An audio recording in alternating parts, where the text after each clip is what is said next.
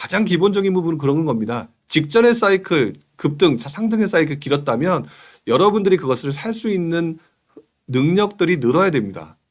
경제성장이라든지 이런 것들이 만들어져서 새로운 사이클, 상승장이 나올 사이클이 만들어지기 전까지는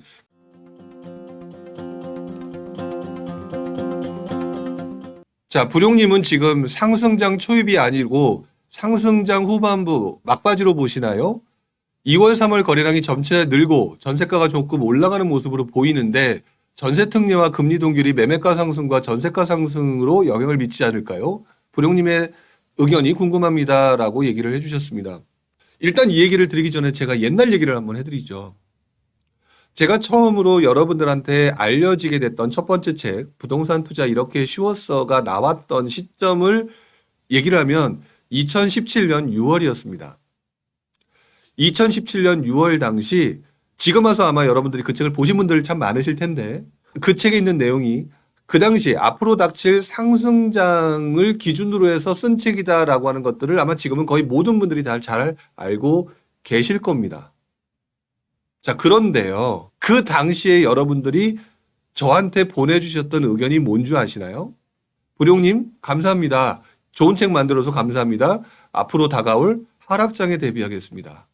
즉, 당시 우리들은 지금 와서 그때를 상승장이었다고 생각하고 있었지만, 그리고 난 다음에 떨어지는 하락장이라고 보셨지만, 앞으로 떨어질 예정인, 이렇게 시장의 사이클을 볼 때 다르게 보는 분들이 상당히 많다는 거죠. 흔히 말하는 시장의 사이클은 기본적으로 몇 년 동안의 흐름을 의미를 합니다. 자, 그러면 질문 자체가 본인은 상승장의 초입이냐라고 생각하는 부분도 좀 있는 것 같아요. 한 가지 착각하시는 부분이 있는 거 아닌가 라고 생각이 들어서 혹시나 해서 말씀을 드리는 건데 굉장히 단기 사이클로 보고 계신다. 제가 말하는 시장의 사이클은요. 최소한 중기 이상에 있는 중장기 사이클입니다. 자, 그런데 단 몇 개월 동안 솔직히 말씀을 드리면 우리가 흔히 말하는 하락장이라고 하는 분위기가 안 좋아진 것으로 따지게 되면 작년 1년간의 분위기입니다. 근데 보통 상승장이 시작되거나 하락장이 시작되게 되면 보통 몇 년씩 걸려요. 그 안에 있는 흐름들은 사이클로 보시지 않는 게 맞습니다. 지금 조금 애매하다가 올라간다라고 하니까 지금 이것들을 하락장이 끝나고 상승장이다라고 생각하시는 것 같은데 이거는 그냥 그래프의 움직임일 뿐 사실상 큰 그림 속에서 있는 중장기 사이클로 보게 되면은요. 지금 그 급등장이죠. 급등장이 나온 지 1년 정도밖에 되지 않았어요. 급등장이 이어진 지 거기서 조금 주춤한 지 1년밖에 되지 않았다.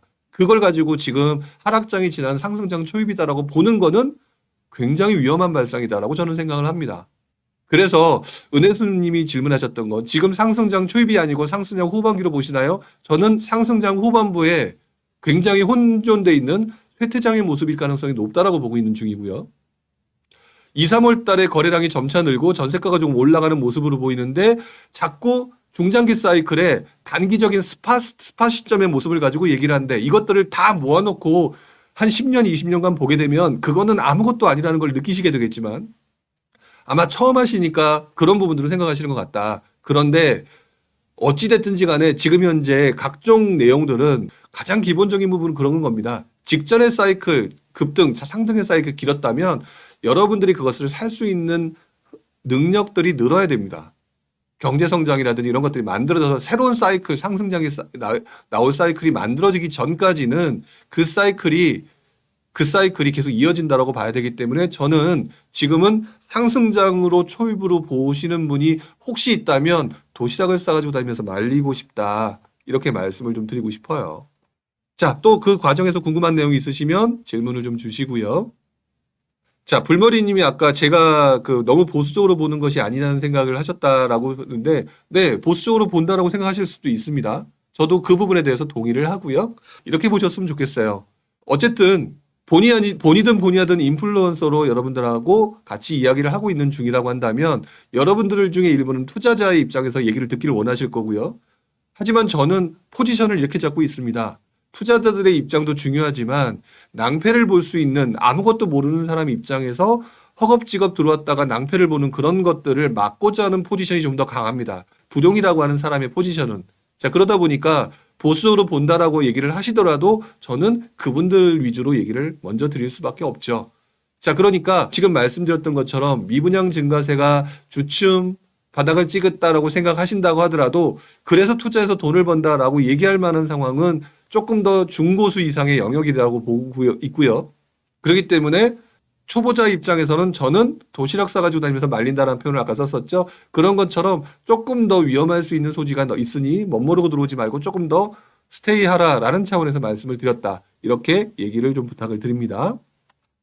자, 플러스 인생님, 분양권 투자의 최적기는 전매 제한이 한꺼번에 많이 나오는 때일까요? 아니면 입주 시점에 사정이 급한 매물이 나오는 것 때일까요? 라고 얘기하셨는데 저는 그 질문 자체가 어떤 특정 시점을 보고 얘기하시는 것 같습니다. 근데 저는 이렇게 말씀을 드리는 거는 아닌 것 같고요. 지금 질문 자체에 거기는 답이 없는 것 같아요. 뭐냐, 분양권 투자의 최적기 시점은요, 침체장 후반부입니다. 침체장 후반부에 집사라고 얘기해서 정부가 규제 완화를 할 때가 가장 중요한 거죠.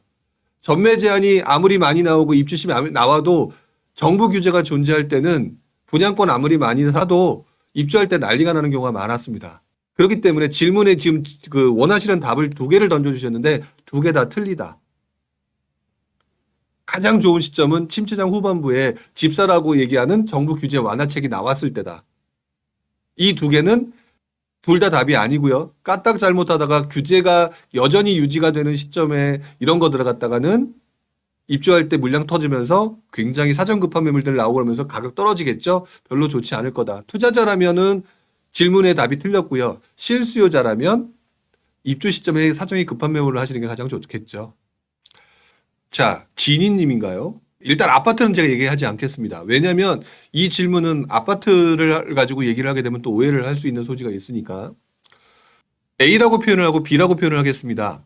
용인에 있는 A. 자, 최저 가격으로 팔고요. 서울, 구축, B, 갭 투자는 어떨까요? 라고 얘기를 하셨는데 또는 구성남 분양권 또는 재건축. 지금 이거를 뭐라고 표현을 하냐면 제가 투자의 원칙을 고려하지 않은 편의점에 들어가서 그 중에 어느 것이 괜찮을까라고 하는 정도 수준이다라고 말씀을 드릴 수밖에 없을 것 같아요. 왜 그러냐면 투자에 있어서 용인에 있는 뭐, 서울 구축 뭐, 또는 성남의 분양권 뭐, 성남의 뭐, 재건축 뭐, 이런 모든 것들을 가지고 많은 분들이 질문을 하시지만 저는 그거는 아무 의미가 없다라고 생각을 합니다. 왜 그러냐면 중요한 건 그거거든요. 싸게 사서 비싸게 팔 수 있는 시기이냐, 방법이냐라고 하는 부분들을 물어보는데 자꾸 아파트를 가지고 얘기를 하시거든요. 제가 아파트를 가지고 얘기하시는 분들께 자꾸 이렇게 얘기하는 이유는요. 여러 가지 이유가 있지만 첫 번째, 이번 시기에는 맞을 수 있어도 다음 시기는 틀릴 수 있기 때문에 그렇습니다. 일단 중요한 거는 그건 것 같아요. 지금 현재 팔려고 하는 부분들이 이런 부분인 것 같은데 지금 현재 상황에서 어디가 가장 많이 오를까요? 라고 하는 거는 시기적 상황에 맞춰봐야 됩니다. 그래서 일반적으로 경기도를 팔고 서울을 살까요? 라고 하게 되면 오케이. 그쵸? 그런데 지금 같은 경우는 더 세부적으로 들어가서 이왕이면 사람들이 좋아하는 곳입니다. 어떤 특정 지역을 얘기하면서 용인 수지라고 딱 집어넣고 서울은 애매하게 구축이라고 얘기를 했어요. 서울은 엄청나게 많은 지역인데 이거는 답이 없는 거죠.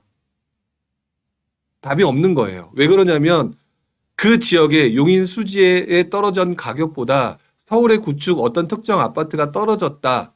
많이 떨어졌다라고 하면 저는 그걸 들어가시는 게 맞다라고 봅니다. 왜? 더 떨어진 만큼 싸게 사는 거니까. 그런데 그런 것들에 대한 판단 없이 들어가시는 거는 조금 무리가 있다라고 보여지고요. 지금 보시는 것처럼 분양권 얘기했다, 재건축 얘기했다. 이거는 시장의 흐름에 따라서 사람들이 움직이는 포지션, 그 다음에 그 어떤 흐름이 다릅니다. 그렇기 때문에 제가 볼 때는 분양권 샀는데 이번에는 맞을지 몰라도 다음엔 틀리고요. 이번에 재건축 샀는데 다음엔 틀릴 수도 있고요. 이런 부분이기 때문에 지금 이거는 제가 답을 드리는 순간 아마 아무 생각 없이 들어가실 가능성이 높기 때문에 지금 질문은 제가 볼 땐 답을 드릴 수가 없는 질문인 것 같다. 그리고 좀 더 정확하게 표현을 하자라고 얘기를 한다면 지금은 함부로 투자할 때가 아니다.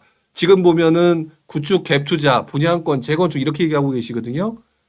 뭐 이것저것 지금 상품도 되게 다양하게 얘기를 하고 계신데 이렇게 하시는 투자는 별로 맞는 투자 방법이 아니다라고 말씀을 좀 드립니다. 오히려 더 중요한 거는 분양권이든 재건축이든 갭 투자이든 직전 대비해서 굉장히 많이 떨어진 곳들 이것이 나중에 올라갔을 때 원래대로 복귀하려는 성향들이 있거든요. 그러니까 안전마진 차원에서 그런 방법으로 접근하시는 거지 상품으로 투자하시는 그런 나래비 세워놓고 뭔가 하려고 하는 방식은 좀 안 하셨으면 좋겠다. 이런 말씀을 좀 드리고 싶네요.